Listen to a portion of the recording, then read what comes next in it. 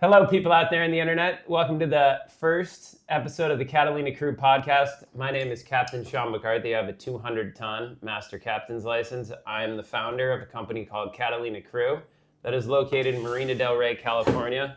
We're an all-encompassing marine service company and lifestyle brand. If you want to know more about our background, check out our website, catalinacrew.com.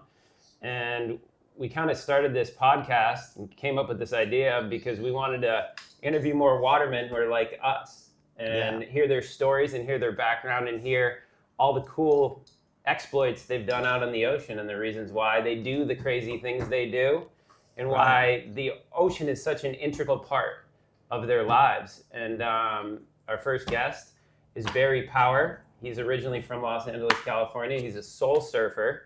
And I met him actually through a friend. I was running a yacht that I still run to this day. His friend is the one who owns the yacht. I'm the captain of the yacht, and we manage the yacht. And we just got along, and we started bonding on one of the trips. And actually, then I visited him. He lives in Hawaii now. And I went out and I visited him and surfed with him. And he's here on a book tour for a book he wrote called The Tribe. And he's going throughout California, going up and down the coast, trying to get information out. So, Barry, welcome to our first episode. I'm honored. This podcast. Honored to be on. I don't know what we're doing, but we're gonna figure it out and keep it moving. And we got our guy, Trevor, who is our cameraman behind. He's just sitting there giving us the shaka, man, keeping it moving. So, I guess how we start is you grew up in LA, Barry. What is your background? And just give him that information. Well, I was born here in Inglewood, actually, and then I grew up in Playa del Rey. Okay. So people from Playa del Rey don't really say I grew up in LA. You say I grew up in Playa del Rey. I got you. You know, it's kind of a really great place to grow up. Beautiful little town. There's a beach community here next to Marina del Rey, South Bay, but it's isolated. You know, from the east by Hughes Properties and Marina, and then on the other side, El Segundo. So it's a real small town. Everybody knew everybody. Yeah. So we had literally hundreds of friends that we knew, and we still, a lot of us know each other today.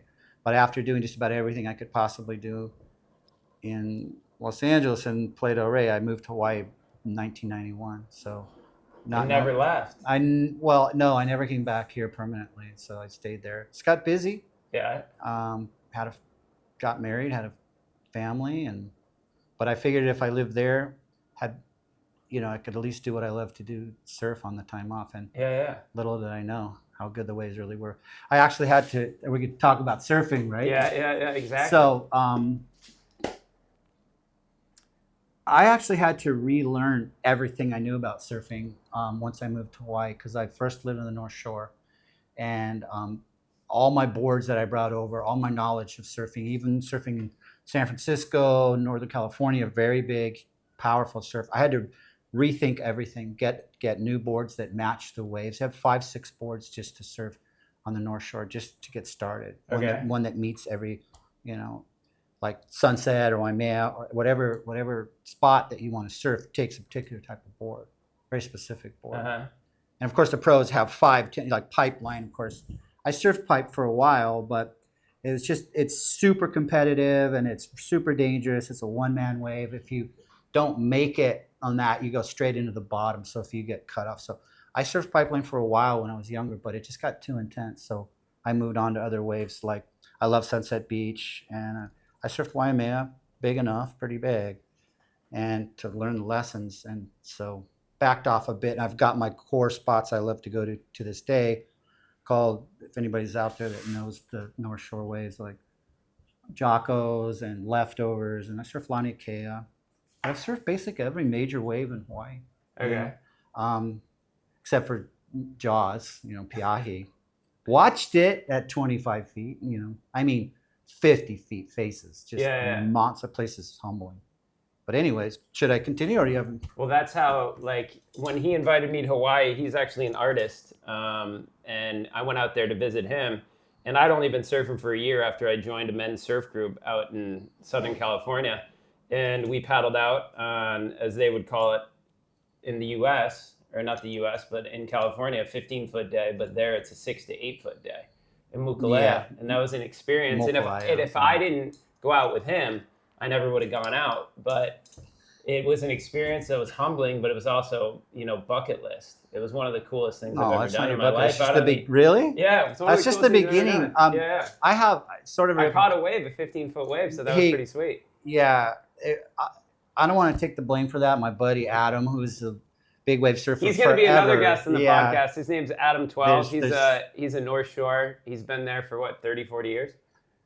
Yeah, most of his life, and he's an old pipe guy. He's 68. He still surfs pipe. Well, I don't mean to say, he's still charging, but he, we used to call him Mr. Pipe. His name was Adam 12 after the I don't know, it was just a nickname they gave him. Because I got to watch this TV show that everyone keeps telling me about. Adam. It's 12. From the 60s and 70s. But anyway, Adam, there's nobody like him. But he's the first one to ever get me into seriously big waves over there. He sat me down on the beach, prayed with me. I'm like, great, I have to pray for, okay, you got to go over here around. I didn't know anything about the reefs and pipe. He took me out of pipeline at like 8 feet. How'd you guys meet each other?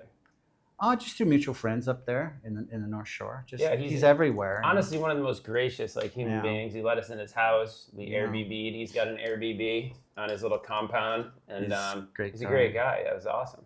So and then 2 days later we did pipeline. So just on the shoulder, but on the shoulder. You know what I mean? It's all good. It's all good. But and back to when he was saying where he grew up in Los Angeles. So Playa del Rey is to our left. We are Marina del Rey, and it's a fun fact. Marina del Rey is the second biggest man-made marina in the world.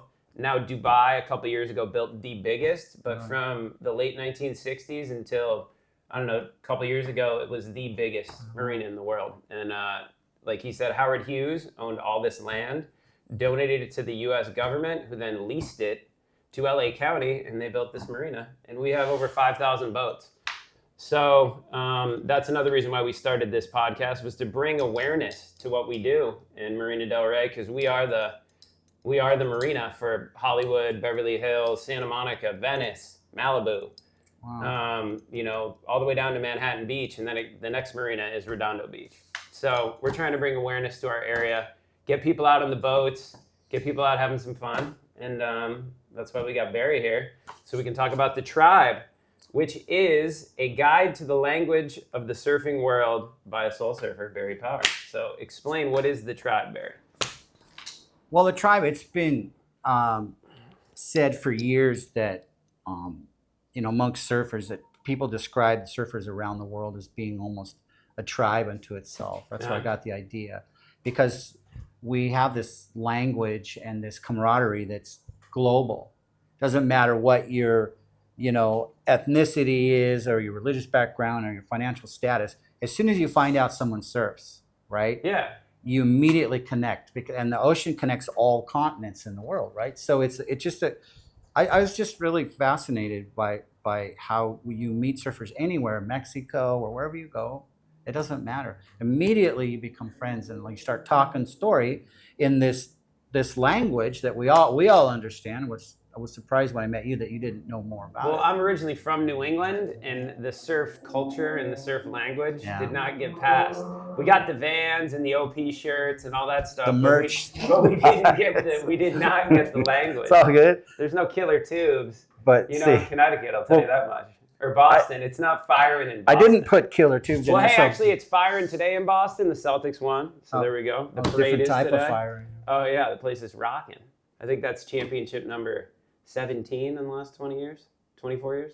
So back to I don't know anything about the East Coast.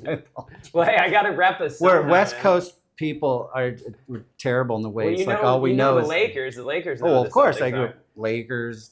That's about it. At the end of the day, but so I came up with that name, even though it was a little bit bold. Like, I didn't know if it was be offensive, but it really is true that wherever you go in the world, there's this people that we all connect on one thing, and on one thing we share in common is our love of the ocean, and our love for surfing, and just love for life in general.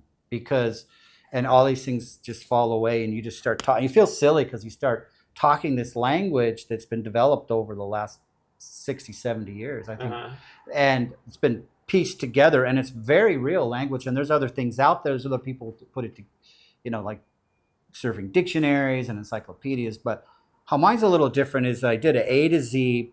What I did is I just sat down for months and just wrote down every single word I could possibly think of that surfers that we use, and also watched a lot of the old movies. Endless Summer. We were all raised on Endless Summer, Five Summer Stories, and a lot of the newer movies. And so I just watched to see if I could read if there was any lost words, and I just wrote them all down. So it was over 500 words, and then each one I just started putting down not only the definition but kind of a story of how that developed. How that word came to be. It's, if I could find out, or because they're very strange. They're all English words, but they're not. They don't have the same common meaning. They have, so they have a meaning specifically. So like the lineage of the word or the phrase? The phrase, where it got started. So if I could find it, and of course, and actually, ironically, some words, me and my friends, I think, have coined a few phrases I noticed in there, and I put a couple of sneakers in there I won't mention that I put in there that I've made up myself. Gotta get the book, my man. So I'll. Anyways, it's about it's. In the introduction, it tells all about it, but it's about a group of people worldwide that don't care about all the trappings of the division and a lot of this stuff that's going on, and just like, hey, we all understand one thing, and that's our love of the ocean, and that's when I met you. I was like, even though you don't know about that, you're a waterman. We call it a waterman, and somebody that's just of the sea, of the ocean, and in your different way. Because I've watched a lot of Deadliest Catch and things like that. And I'm like, these guys are the same people as surfers. We're all the same. We understand the wave, the wind, the swell, the tide, all this stuff, because if we don't, we die. And when you skin into big waves, if you don't understand it, you will drown. Yeah, and respect it. And respect it. And you learn. There's a fear, but it's a healthy fear. It's a respect. Yeah. The true meaning of the word. And you can, some people hit a level where they don't want to go any further. For instance, my daughter, who surfs a lot, she's a really great little surfer, but she said, Dad, I think I'm fine where I'm at. I'm a longboarder. And you got to respect that. For me, I just kept going and going up to, I've been out on probably the biggest days ever. I've been out on 20-foot days, which would be 40 feet plus in the face.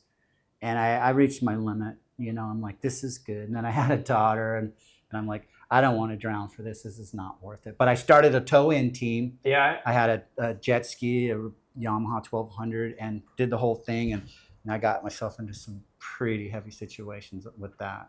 So I went big enough to understand it, but I wouldn't call myself a big wave rider. He calls me Big Wave Barry. I'm not. Well, it just rhymes. It comes off the tongue right. But there are guys that are, that I like, obvious. Laird and Kaileni and just a lot of these guys that are just whole nother level. But I've been out and around them, seen it, and that's why enough to write about it and tell some stories about it. Yeah. So that's where it came from. Live the idea. Tell. That's the tagline. Yeah. I've been caught inside and pushed down deep enough where I didn't know if I was coming up. So I think that's qualifies me to be able to have enough time when you're under the water to think about it. This is not letting me up. Well, when you introduce something mechanical too on the ocean, and I know through the experience of owning boats, captaining boats, running boats, my whole life, that is another aspect when you introduce that. Like, mechanical failure can get you in some sticky situations, but you always have to be ready for that. That's when you can't rely just on the machine. No, that's when jet skis, when you get into that you get an unnatural confidence with riding a jet ski in big waves. Yeah.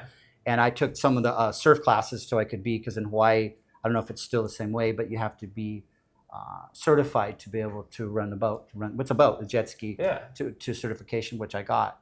And some of the teachers there were like, big wave surfers. Let me think, who was it? Ken Bradshaw. Okay. Which I still think, in my opinion, is still ridden the biggest wave ever at outside. And that's another story. But I don't know, maybe Nazare has eclipsed that. But anyhow, so he was teaching the class, and he said a few key things. He said, I never forgot. He said, one, if you're afraid to be out there on big days, if you're really, truly afraid, you shouldn't be out there, and on a jet ski or anything. And then two, if you can't handle the hold down of the biggest wave in the water that day. How long would the hold down be? Just give me an example. You shouldn't be out there. I don't know. It depends because it depends on the wave, the type of surf spot. But are we talking like, I remember watching the movie Chasing Mavericks. Yeah, and they're talking 4-minute hold down. No. I'm sorry, guys. That's fabricated. Okay. A minute is a minute to me. If you were down a minute, that would be the longest minute of your life because you've got so much pressure. It's power of this. Oh, there's pressure on your lungs and just physical. I mean, it wants to rip you apart. And so it's really not the time as much as the intensity of the. I mean, there's things going on down there that are unbelievable. Yeah. So I forgot that we're actually getting into the stories, but no, the stories. Are no, the but it's part, true, man. and that's part of the reason. At 4 minutes, there's no way. I mean, I'm sorry, but you go and watch a huge day anywhere and sit on the cliff, and you watch a giant set come, 20-foot wave, break, and you count like a guy eats it there. You count how long he's been held under. I would say if it's a minute, that would be extraordinary because he's getting pounded so bad. Well, holding your breath and exerting all that energy, I think you just have to stay calm. You have to stay calm. That's what they say, to calm down and just relax. Because if it's possible. go to your happy place, I guess, I don't know. It's like as soon as you see this horizon goes black. That's like energy. So much water that I don't see how you can relax. I've still never been able to. I'm still scared to death to get caught in by a huge set because, really big one, because I'm not certain if I have that minute or minute and a half in the capacity of my ability to hold. Now they've got the vests, of course, which are helping and, the surf vest. But once you launch that vest and you go to the top, then the next one that's that's a whole other thing. It's in here too. The jet skier has to grab you, otherwise you're but a lot of times in really big days, they can't get to you in time. So you may take 2 or 3. If you take 2 or 3 on your head, a third, you're probably not going to come up anywhere, Nazare or Jaws or anything. So 2-wave hold down is a nightmare for a big wave rider. In other words, I've had one. It wasn't completely. That's a really long time. So that thing has rolled and gone by. You're down swirling. You're trying to get to the top. For mine, I came up was in Makaha, and I thought sure I wasn't coming up because it would not let me go. It was like this hand of holding me down. I don't understand it, beneath the whitewater. And all of a sudden you feel it like release. And I just started stroking for the set. And then I saw light because I opened my eyes. And as soon as I came up, it was about 6 inches of foam. I'm like, another one went over me. And that was probably 20 feet of whitewater, at least, because of the temp. I don't know how much. But that wave had snapped my leash. My board was gone. I was on my own. And it took me down again for another 30, 40 seconds. And I really didn't think I was going to make it. But that wasn't even that big a day. That was like a 12-foot day on the west side. I mean, these guys are doing 25-foot days, which is 50 feet. I can't fathom that. I can't understand it. But they got the ski. Okay, but if a ski can't get to you, they can't go in if there's whitewater, and it keeps rolling. If the ski doesn't get to you, you're on your own no matter what. Even if there's a ski there. I mean, it's nice to have that there. But if they can't get in to pick you up, you're done. You come up. I mean, one thing is good, though, is that if they catch you, and let's say you've knocked out, or they can rescue you and get you in, which happens a lot, Yeah, and get you back to the beach. Get you back to the beach, you get some CPR or whatever. Or if you're tombstoning, have you ever heard? I can't go into it, but tombstoning is where a guy gets held down and he blacks out. His board pops up. Well, there he is over there, But my leash was gone, so that on my wave. It wasn't massive. It was big, though, for me. It was a lot of water, but it was close to the edge on a double hold down. So sorry, but I'm taking off on the stories. No, but the stories, like I said, live to tell the tale. That is the premise of this whole podcast, and getting people on here that can tell us stories about their lives that, I can't even, fathom that. And I'm out in the ocean all the time. I just did 100 nautical the other day, and we went out to, Catalina and back and went around the island, and we were on the electric jet boards, awake jet boards, by the way. Awake boards, those are the ones. We're the first people in Los Angeles with awake boards, so if you want a lesson, hit us up, CatalinaCrew.com. Got to get the plugs in, right? No, I can talk all day. I'm done. Go ahead. I apologize. Beats the crap out of you, especially if you're in heavy chop. Yeah. But then there's just so many different facets and layers to what different people do in the ocean. like underwater Exactly. diving, doing Right. underwater welding, like stuff like that, where you're like, dude, I don't see it as badass or anything, but other people who are out on the water Yeah. have respect for what I do, just Right. like I have respect for what you do, Yeah. because I haven't even experienced that, Surfing is one thing, but I think what you do and these serious foul weather captains is a whole nother level, because you really are just dead if the thing goes down, in cold water. I recognize that. That's why when I met you, I assumed you as a superior in a way, because I'm like, even though I've been around the water my whole life, you're not only handling all of these people on the boat that's just wild, on a yacht. Yeah, and But it's you're an just 85-foot yeah. yacht, I mean, too. it's a huge responsibility to me, and so I was like, I want to get to know this guy. And these guys, everybody was drinking, and I don't really do that. So it was Yeah. like I figured we'd have something in common. Yeah, and I don't drink anymore either, so Yeah, same so- thing. We just go out and we have our Yeah. iced teas, Yeah. and that's about it. Cheers. But this guy's the real your deal. Shaka tea He's on? the real captain, and I refer to him as Captain Sean because you're my captain. I know I've never called myself Captain Sean McCarthy, Yeah, ever, I like until that. we just did this. And then, honestly, my love of the ocean comes from my grandfather and my dad. We had a boat in Watch Hill, Rhode Island. My parents met in Martha's Vineyard. My dad was staying on the sailboat for the Wow. summer. My mom was a nanny, and my grandfather had a house there. But, it's kind of like an acquired taste, because I remember going to the boat when I was a kid, and I wanted to hang out and rip the dinghy. But when we go out sailing, I'm like, come on, man. This is this is brutal, dude. And then we get our asses kicked. But my pops told me before, it's like I remember the first time I went to Catalina and back, it took 10 hours to get back on the sailboat. And I was like, I'll never go on the boat again. I'll never effing go on the boat again. I hate this. And I called him on the phone. I love sailing, And- but I'm with you. But he goes, 2 weeks, you'll be back, man. You lived to tell the tale. You got back. Yeah. So now you're all good. And it's like my dad was actually more pumped when I was getting my captain's license than I was when I graduated from college. He was like, oh, we got a captain, let's go. And actually my uncle, he's a captain too out in Montauk, Urban Fly Guides. He's been fly fishing on the all over the world. He had a TV show on ESPN too. His name's Brendan McCarthy. Look him up as well. We're born and raised on the water, and there's just a certain kind of people. Yeah, it just Not drags better you or back, worse. It's just I've never lived more than a mile from the ocean my whole life, and so I was born with sand in my toes. Yeah. Basically right here in Plato, right? Yeah. My mom told me that she wanted us to be raised, me and my brothers, by the ocean, and I appreciate Well, that. that's the thing. Another segue is, so Playa del Rey, for the people that don't know, is right next to LAX. And actually, the house that he grew up in, Right. I'll let him tell that story. That was actually eminent domained by LAX, and so they could expand Los Angeles International Airport. It was all houses there. There's still houses all on the way beach. over. Yeah. To the El Segundo, it went all the way. The streets went, but not all the way. But I don't think it was really eminent domain to be Okay. technically. Okay. They just kind of started buying all I just the had houses. to throw out a couple terms. No. I mean, it's. I could be wrong, but it's probably that caffeine-free Shaka tea.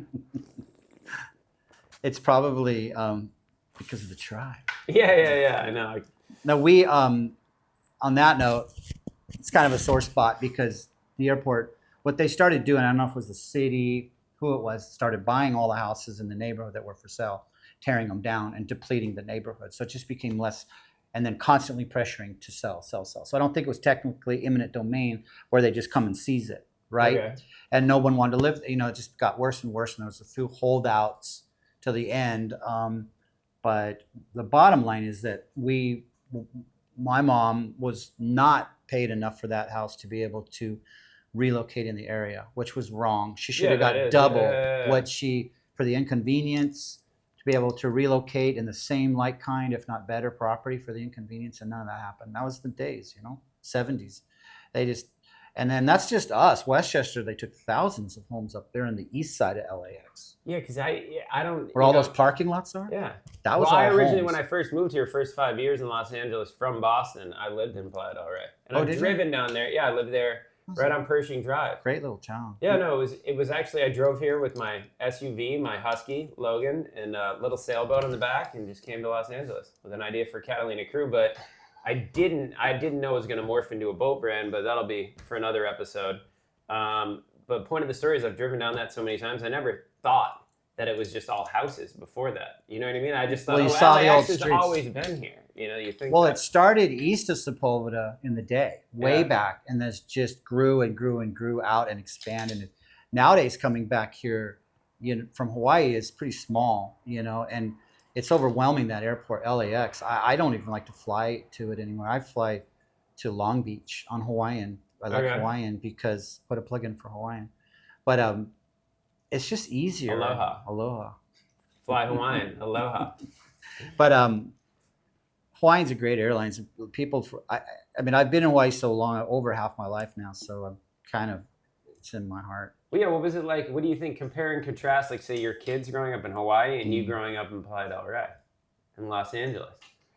Not a lot. Well, it's very similar because we had it was a very, Playa del Rey was not, even though it's technically a part of Los Angeles, LA County, it's not at all LA. It's not Venice. It's not Santa Monica. It's not South Bay.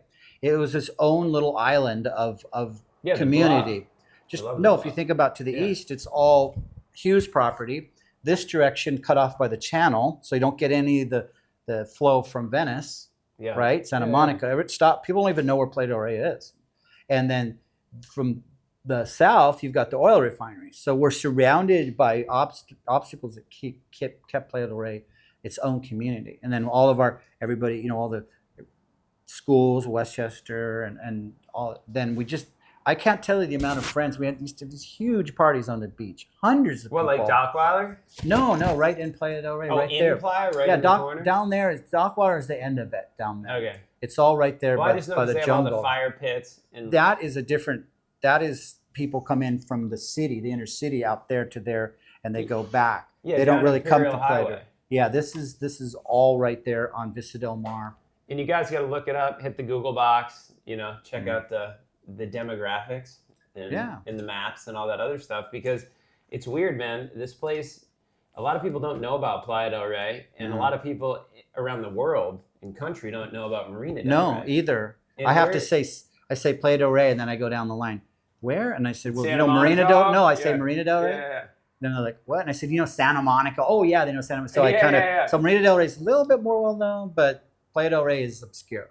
And that's how we grew up. It's such a killer place to kick it. I was just so lucky but from talking to a couple locals when I came here, like I knew no one. They mentioned Playa del Rey, and it was a lot more affordable than Santa Monica or Manhattan Beach or any of those other places, and it's just as beautiful. I think my mom paid $20,000 for our house on the hill in the day.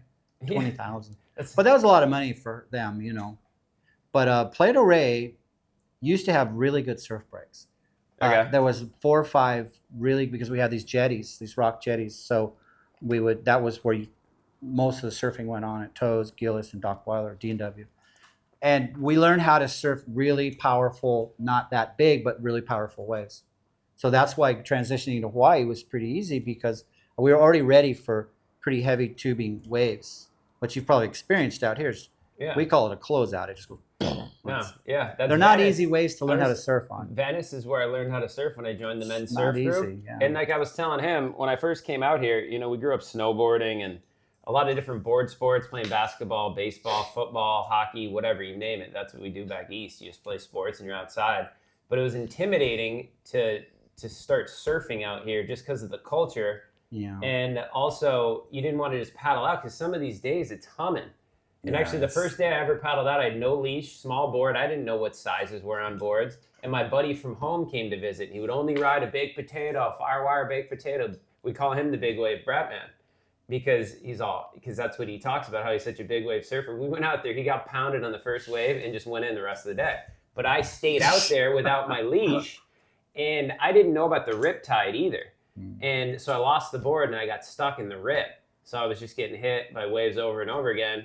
But I panicked a bit, then I stopped panicking. I let it take me out beyond on the outside, and then I swam back in. But I didn't surf for like 3 years after that. Well, frankly, all of those Venice, I've never, even growing up here, never surfed Venice or Santa Monica in my life, because it's mean, man. It's completely closed out. Well, not mean by people. I'm saying mean the wave. It's just closed out. Yeah, no, it's not. It would be one of the, in my opinion, it'd be one of the harder waves anywhere to learn how to surf. Even Huntington or El Porto, any of that, it's easier to learn. Well, gives that's you a like chance. when we were in Mooks Boom. in Hawaii, you were like, just take it on the head. Like the first one, these bombs are legit 15 feet tall. Yeah. And you think California closeout in your head while this wave is rolling It's in while you're a quarter mile out. You're like, this thing's going to kill me.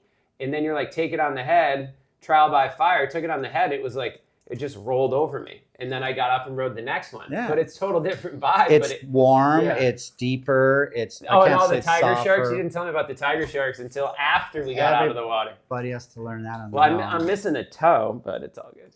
Mokulea, it's how it's pronounced. Mokulea, or called Mokes for short, is the North Shore, but it's so remote. It's like there's nobody so out there, man. Yeah, I don't want to promote You know, it. I would love to. Oh yeah, we're going to have to edit this out. Yeah. No, because it doesn't break that often. But when the conditions are right, it's particular wind. It's just like for camping vibes and stuff. It's beautiful. We love it out there. Yeah, but there are. We call him a gray man, right? Sometimes people call him the gray man, or who's the gray man? The tigers. Oh, the gray man. He's out. Yeah, the man in the gray suit. Man in the gray suit, or what? Or just there's other Hawaiian names, but because there's not a lot of people and not a lot of fishing out there, they own that spot. I didn't want to mention that to you, otherwise you probably wouldn't have gone out. And Adam, of course, doesn't care about anything. He'll paddle out in anything. Once we got back in after, it's hilarious. No, he just sat out there for another 2 hours, just waiting. And remember the one guy, since we're talking story, that was after we all got out, and that one guy was sitting out there all by himself for about an hour in the evening. That was Adam's friend. Yeah. I saw him a few weeks later. Oh, the other Adam. Oh, the other Adam. Yeah, Adam number two. Yeah, and I talked to him in Haleiwa. From Georgia. And I was like, bro, you should not be sitting out there all by yourself. He's like, why? Yeah, I'm like, well, if you don't know, then I don't know. Yeah, if you don't know. Because you're the only guy in the water. A tiger happens to come along, or any type of shark, bull sharks, you're going to be the only thing in the water. You don't want to be in the water the only guy there in Hawaii, because sharks are a serious issue in Hawaii. Well, see, you don't want to be the only guy out. Well, I think Jaws is based on the story of a bull shark that went up the Hudson River. Really? In the early 1900s. Oh, I thought it was a great white. It hurt multiple people. I don't know. Right? You got to look it up. But my dad actually was on the vineyard in '76 or '75 when they were filming. Oh, is that right? And he saw the mechanical sharks broken down. Really? And then him and my mom soon after met. And as my mom tells the story, she was invited to a clam bake, and they got clam chowder. And she said she never knew you could swear at a parent until she saw my father and grandfather interact. My dad told him to F off. And that's here you are. Yeah, then my grandfather went ripping down the beach after him, and then my parents were married for 36 years. Awesome. And they were. My dad passed away 5 years ago, but I appreciate it, but we actually launched his ashes out of a cannon off the back of one of my boats. Drone filmed it, put some Tracy Chapman to it. It was a good memory. He would have talked shit. He would have said that the explosion wasn't big enough. There would have been something wrong with it, but I think it was like a paddle out, but with boats. You know what I mean? With a bunch of friends there in boats. It was pretty cool. Well, I'm sure you watched Deadliest Catch. You know those. That was my dad's favorite show, was Deadliest Catch. Watch it. Well, I guess the last thing we would talk about is the way that you can explain, and Barry, as the tribe grows, and his Instagram is called Sunset Publishing LLC, that'll be pertaining to the tribe book. Just the way he explains like the physics of the waves and the break and the reefs and the beach break. Like, it's almost legitimately like talking to a physicist, the way you explain it. And it's got like a beauty to it, just hearing you explain how each different swell happens, the buoy. Well, thank you. It's just from the, in there I describe under, I think in the introduction, about it's the search for the perfect wave, right? That was the original, and to get in search of that. You've watched The Endless Summer, of course. Yeah. Well, it's really true. That ruined a lot of lives, including mine. You know, that after that we never wanted to go to school. All we wanted to do was search for the perfect wave the rest of our life. Yeah. It really had a huge impact on thousands, if not millions, of young people. Messed us up, but also gave us another life. But point is that in that journey of trying to find the perfect waves, it's so complicated and so sophisticated. You have to learn about weather, where the weather patterns come. You learn about, I mean, we're the original, I hate to say it, I didn't put it in here. We are the original storm chasers. because we chased the storm, we chased the hurricane, we chased the low pressure. We know that because the storms make our waves, right? Yeah. So we have to learn way back about, we used to go before it was popular over to the airport, me and my buddy, before there was any surf forecasting, and go to the National Weather Service up there and knock on the door outside, this big metal door, and they'd let it in. And could we get the black and white printouts of the satellites that would be only on the news? Only the news had them in those days. This is no joke. And then so we could get those, and we could say, oh, okay, we're going to get a swell from Baja in like 2 or 3 days. We'd get the scoop on, and we'd tell our friends, let's go to Baja, let's fly down, let's drive down to Mexico, because there's going to be waves.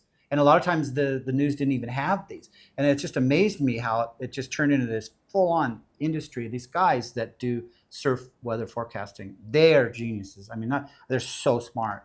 But it's surfing, it's not just some wind-blown thing. It's a very technical thing. Didn't Surfline start as an actual phone number you call? It may have, I don't know. Like you call the Surfline to get your report and whatnot. And I know, like hitting channel 1 on the VHF. Yeah. That's NOAA, and that gives you, Well, they use all those apps. Yeah. They use that, and they put their own. It's mathematical. It's physics to know, and all for the quest of getting the perfect wave, of being in the right spot at the right time. So I've seen Pipeline, and I've been out in Padang and Bali. And that was, just being in Bali was awesome. But which wave? I know there's Chopu. Like, which wave would be the wave, that you'd say is the perfect wave? The most that I've surfed, or in the world? Just because I haven't, I never made it much further than Hawaii, unfortunately. I had plans of surfing Indonesia, all through South Pacific, but started a business. One that you surfed, and what that I've surfed, the most perfect. And lore that is like the perfect wave. You know what I mean? Like, which one is the go-to get to?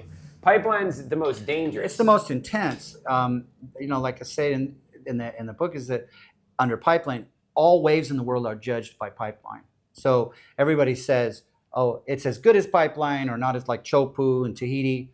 Is it as good as Pipeline? It's a debate. It's just, but the Pipeline is the premier,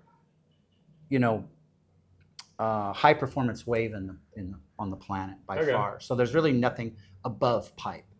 Okay. In that respect, but it's life and death. Even on a small day, you can just.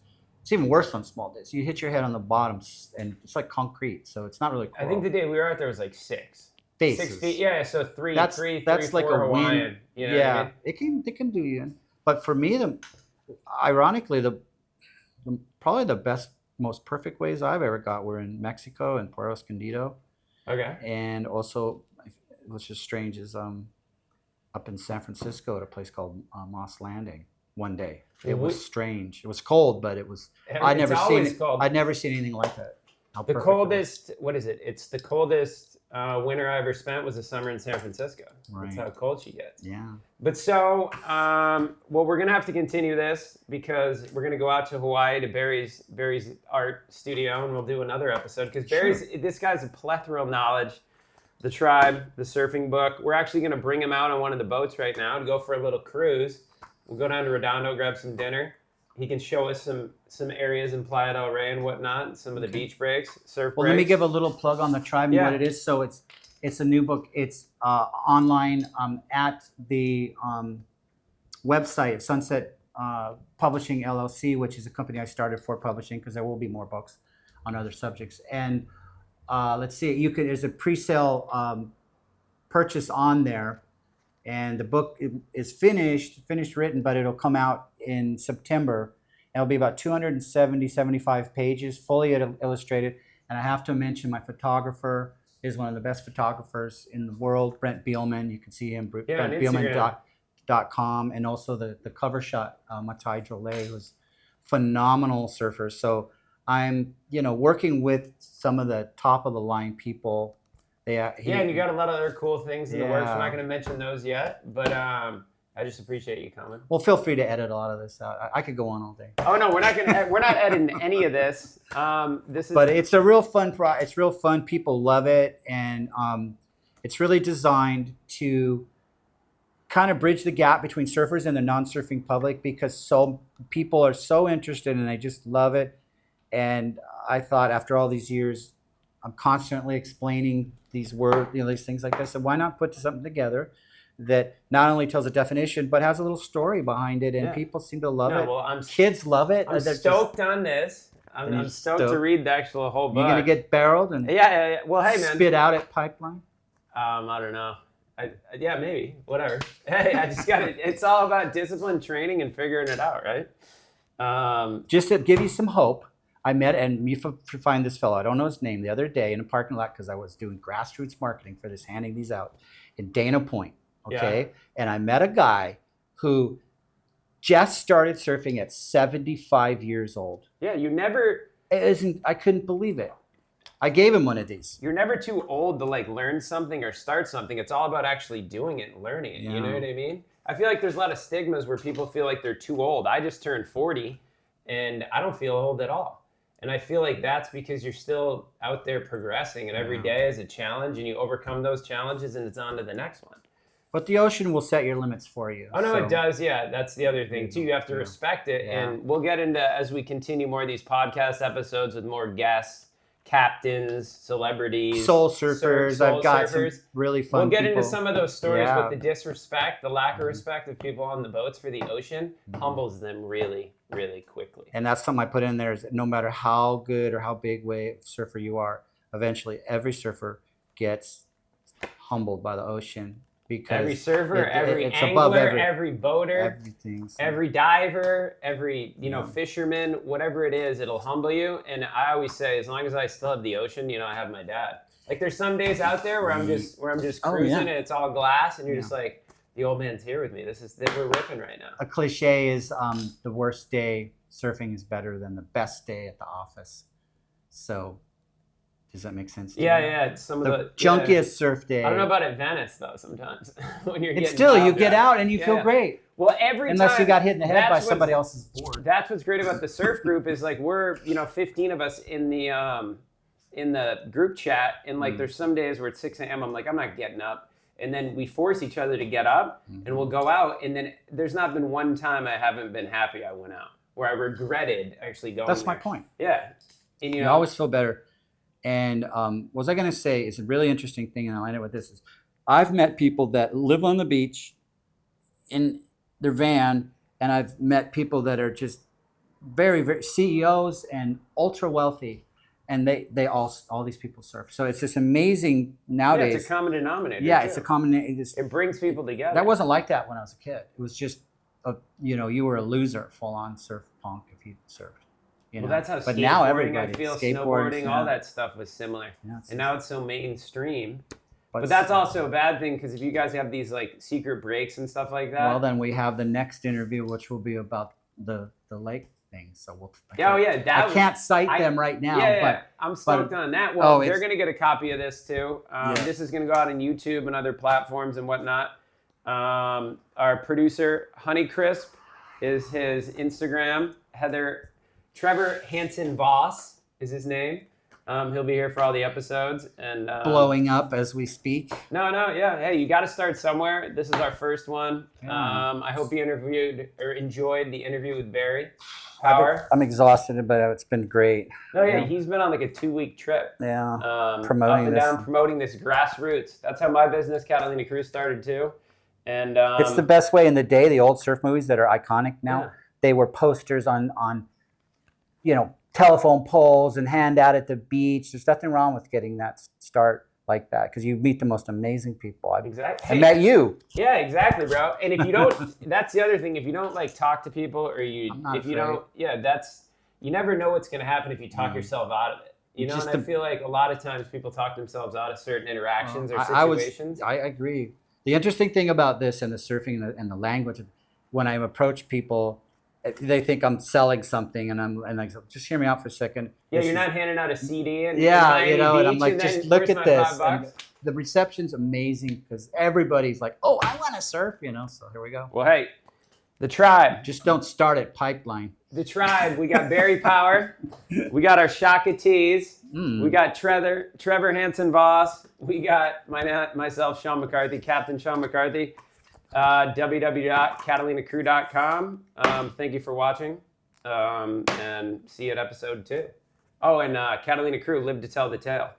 We're out. SunsetPublishingLLC.com. That's where you can. I gotta put my shades on now, like Barry. Get it. Well, I'm so tired. I don't want to show my face. Cut.